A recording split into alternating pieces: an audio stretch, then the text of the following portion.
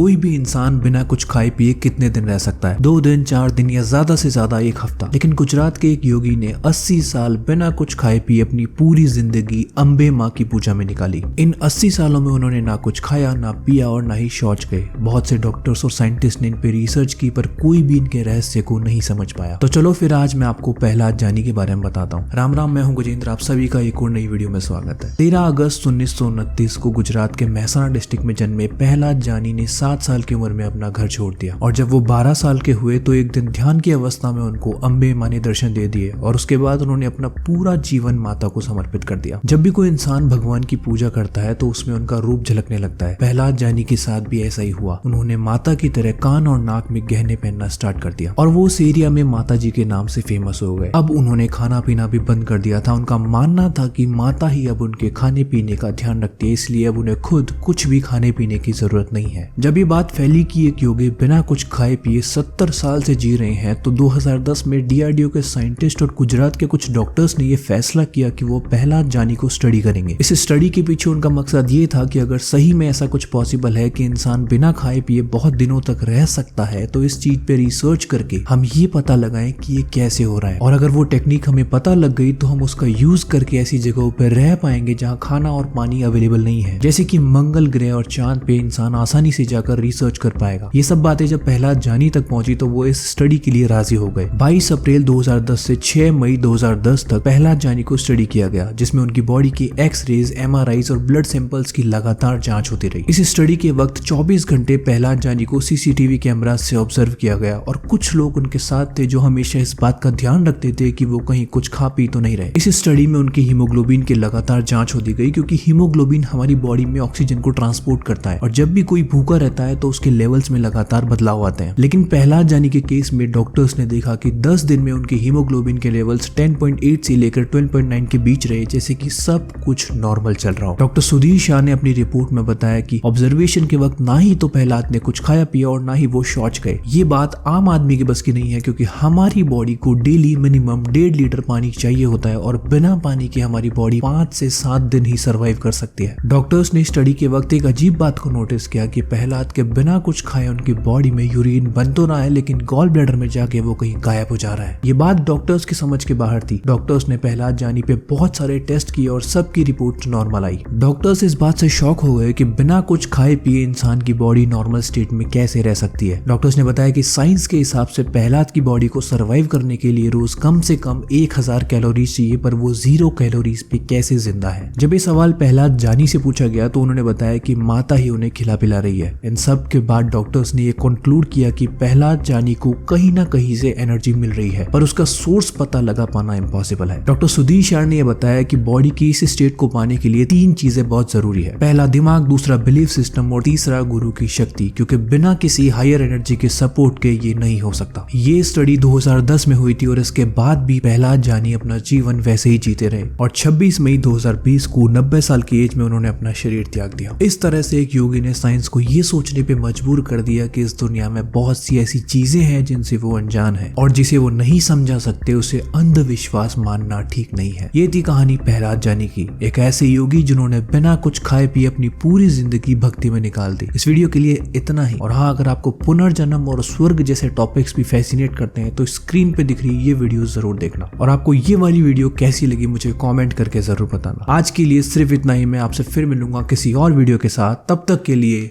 Ram Ram.